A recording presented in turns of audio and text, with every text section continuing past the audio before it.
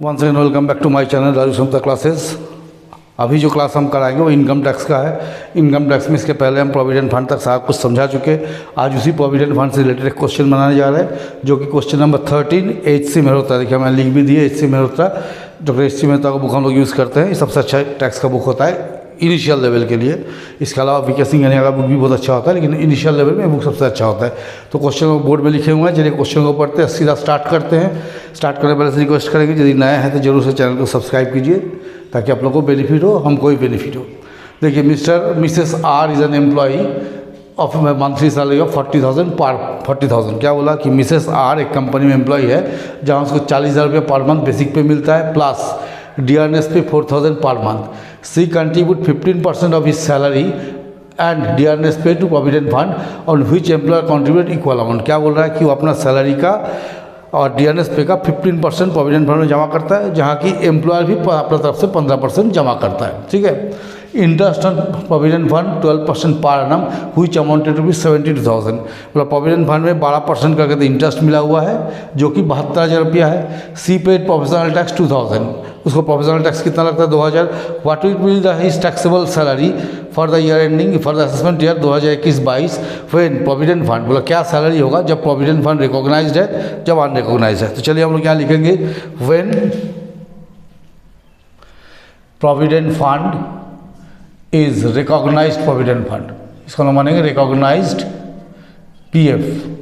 और एक इसको हम लोग यहाँ इस तरह अलग कर लेंगे, when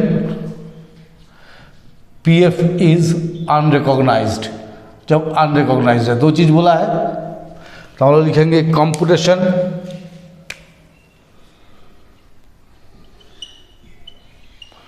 of taxable salary of Mrs R assessment year 2021-2022, जैसे कि पहले भी हम बताए थे।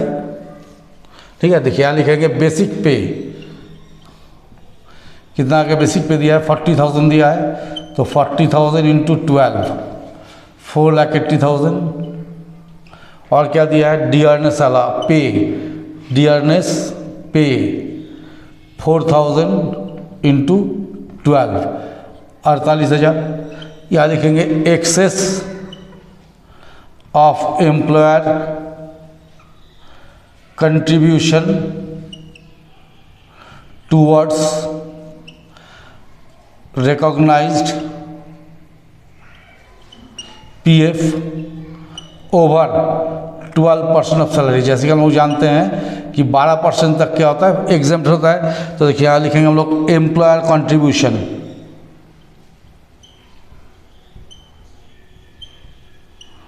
टू RPF, कितना दिया हुआ है 15%, एम्प्लॉय दोनों जमा कर रहा है, लेस एग्जेम्प्टेड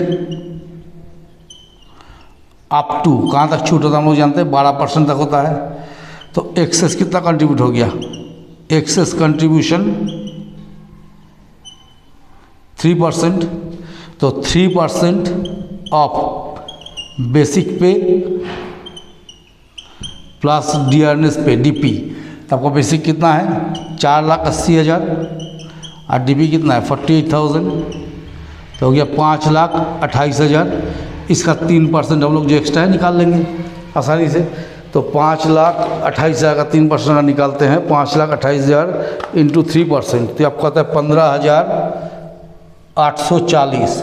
तो अमाउंट हम लोग यहाँ लेके आएंगे 15,840। अब हम लोग क्या करेंगे, इस जगह में कर देते हैं ना। देखिए इस वर्किंग हम यहाँ ले आते हैं, क्योंकि इसमें इतना नहीं रहेगा। Calculation of excess of interest on deposit with RPF recognised provident fund over 9.5%। ठीक है, 9.5% ज़्यादा कितना जा रहा है, तो देखिए 12% interest on deposit equals to आपको कितना दिया 72,000। बोला ये जो आपको दिया हुआ है यहाँ पर 72,000 जो मिला इंटरेस्ट, ये कितना है 12% है। तो देयरफॉर फंड वैल्यू कितना हो जाएगा, फंड वैल्यू हो जाएगा आपका 72,000 इंटू 100/12। 12, तो फंड का वैल्यू हो गया 6 लाख। हम क्या बताएं कि 12% इंटरेस्ट मिला जो कि 72,000 है। तो कितना अमाउंट पे आपको 12% मिला कि 72,000 हो गया, तो कैसे निकालेंगे? 72,000 इंटू 100/12 6 लाख। तो इंटरेस्ट एग्जम्प्ट कहाँ तक है? 9.5% तक है, 9.5%। तो 6 लाख का हम लोग अगर 9.5% निकालते हैं तो कितना आता है ये देख लेंगे हम लोग। तो 6 लाख का 9.5% ये होता है 57,000, 57,000। तो एक्सेस इंटरेस्ट कितना चला गया? आपको इंटरेस्ट मिला है 72,000 रुपया और 57,000 रुपया तक टैक्स नहीं लगेगा, तो कितना चला गया? 15,000। क्या लिख देंगे? Interest on deposit with RPF over 9.5%, कितना चला जा रहा है? 15,000। अब इसको लोग जोड़ देंगे, 4,80,000, 48,000, 15,840 और 15,000, तो आपको हो गया 5,58,840। ये हो गया ग्रॉस सैलरी। यहाँ करेंगे less deduction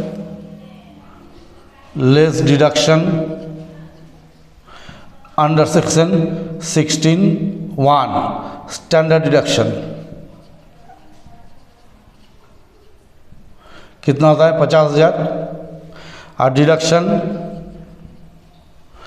under section 16 subsection 3 employment tax. देखिए वो एम्प्लॉयमेंट टैक्स कितना पेमेंट किया था? 2,000। यहाँ दिखा है ना, इसी पेड एम्प्लॉयमेंट टैक्स 2,000। तो ये आपको 16(3) का है, तो 52,000 लेस कर देंगे हम लोग यहाँ पर। तो जो बचेगा हो गया टैक्सेबल सैलरी। तो कितना आ रहा है? 5,06,000 कुछ आएगा ना, 5,06,840। एक बार हम आंसर देख लेते हैं, आंसर हमको याद नहीं है। चलो आ गया। अब देखिए जब हम लोग करेंगे यहाँ पर when provident fund is unrecognised, तो computation of taxable salary of Mrs R, assessment year 2021-2022। तो इसको सिंपली ऐसे करेंगे, इसमें तो कुछ है नहीं, सीधा लिखेंगे बेसिक पे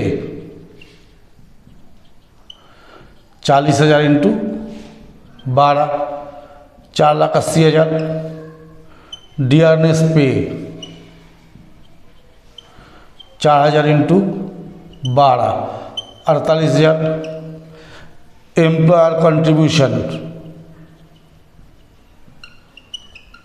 to UPF unrecognised provident fund exempted. Interest on deposit with UPF unrecognised provident fund, ये भी क्या होता है? एग्जेम्प्ट होता है। तो ये हो गया 5,28,000। ये हो गया आपका ग्रॉस सैलरी। यहाँ करेंगे less deductions under section 16(1) standard deduction 50,000। Under section 16 subsection 2 employment tax 2,000, तो 52,000। इसको लेस कर देंगे तो यहाँ जो बचेगा वो गया टैक्सेबल सैलरी।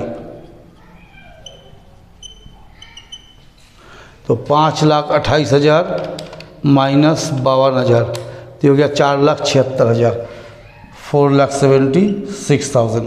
तो ये दो क्वेश्चन आप लोग का, एक क्वेश्चन का दो तरह का पार्ट हम बना के दिखाएं, जब प्रोविडेंट फंड रिकॉग्नाइज्ड है, जब प्रोविडेंट फंड अनरिकॉग्नाइज्ड है। देखिए इससे क्या आप लोग देख सकते हैं कि इस जगह में इफेक्ट हुआ, ये दोनों चीज़ यहाँ पर आया है, ये दोनों चीज़ इस पर नहीं आया। तो आप लोग को एक ही चीज़ ध्यान रखना है कि रिकॉग्नाइज प्रोविडेंट फंड होने पर ही इस तरह कैलकुलेशन होगा, अदरवाइज कोई कैलकुलेशन नहीं होगा। तो चलिए, अगर मेरा चैनल पसंद आ रहा है, आप लोग समझ पा रहे हैं कि टैक्स ठीक ठाक हो रहा है, तो ज़्यादा से ज़्यादा लोग चैनल के साथ जुड़िए, क्योंकि ये बहुत इंपॉर्टेंट चैप्टर है, इंपॉर्टेंट चीज़ है। बिना टैक्स का अकाउंट्स पढ़ना बेकार होता है, इनकम टैक्स जानना बहुत जरूरी होता है। तो चलिए मेरे चैनल के साथ बने रहिए, लाइक शेयर सब्सक्राइब कीजिए।